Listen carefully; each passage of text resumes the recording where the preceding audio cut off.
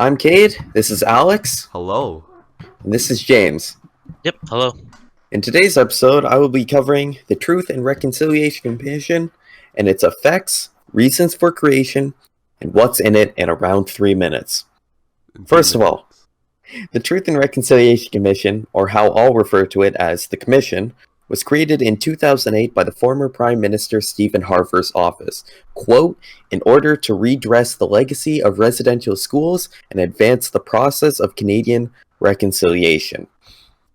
This was in conjunction with Harper's apology from the Canadian government to the Indigenous people of Canada, where the commission was created to show the government was doing something to give substance to the apology. In 2015, the Commission released its final report detailing 94 calls to action for Canadian governments to implement. In the report itself, titled The Truth and Reconciliation Commission of Canada Calls to Action, identifies legacy and reconciliation as two overarching categories every part is organized into. Within each lies the individual calls to action. To highlight a few, Recommendation 62 calls for a curriculum change for students introducing Indigenous topics from basics, like the different groups within Canada, to the history of Indigenous rights in Canada. In some areas, these revamped programs are already in place, like in the Ontario school system. Other recommendations called upon the Pope of the Roman Catholic Church to come to Canada to apologize for the Church's part in residential schools, while Recommendation 32 calls for, quote, the federal government to amend the criminal code to allow trial judges, upon given reasons, to depart from mandatory minimum sentences and restrictions on the use of conditional sentences. These are the kind of changes that would impact everyone, not just groups affected by residential schools. Within the report, a document named the United Nations Declaration on the Rights of Indigenous Peoples is mentioned multiple times to be implemented and used as a framework for reconciliation efforts within Canada. 3 years after the initial report's release, what's happened so far? So far, new education plans have been rolled out, funding released for reserves to build water plants, and the current Prime Minister, Justin Trudeau, apologized once again, and some more bills passed. Overall, one major part is the attention brought to the subject. This isn't quite a sideline issue anymore. More attention brought more coverage, having media outlets and institutions watching what the government chooses to do and what not to do, forcing the government to actually pay attention and mend the errors of the past. There's completion of our first speed round speech. Questions if you have them, please. Wow, unbelievable. Yeah.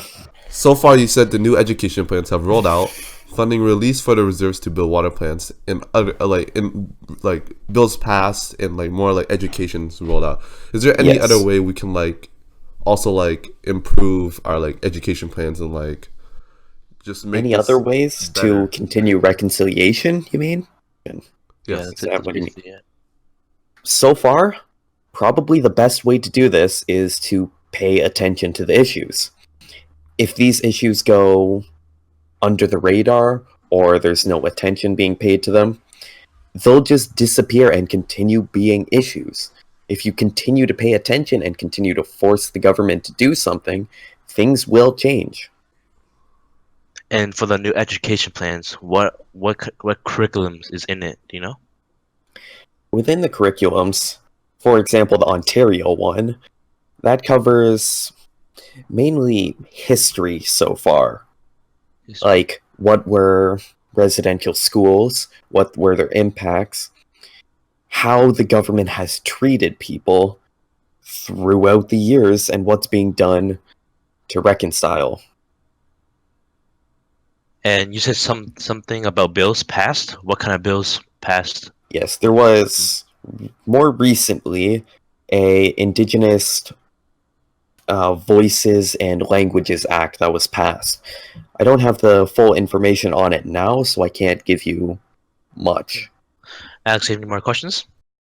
Do you think that Stephen Harper's apology was really sincere, or And what do you know? Some of the 94 calls to action for the government, Canadian government, like maybe like one or two. So first of all, let's cover Harper's response. His apology could be seen as sincere since the Truth and Reconciliation Commission was created because of it, as I covered, but it could also be seen as insincere since it only apologized for the actions of creating residential schools, nothing else. And for what's actually in the calls to action, I did mention recommendation 32, and I did make passing note of the recommendation calling upon the Pope to come and apologize in Canada. Some other ones include repealing a section of the criminal code, which I do not have the number for currently. There is also acts on allowing more funding to go to schools on reserves, which are different from residential schools. From that, there's also a variety of others. I would suggest just reading the document itself so that anything I say isn't giving a biased perspective to it. Yeah. Sounds good.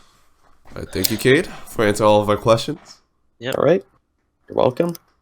And that should be it for this episode. Thank you for watching. Be sure to check out our SoundCloud and YouTube channel. Good day to you all. Thank you.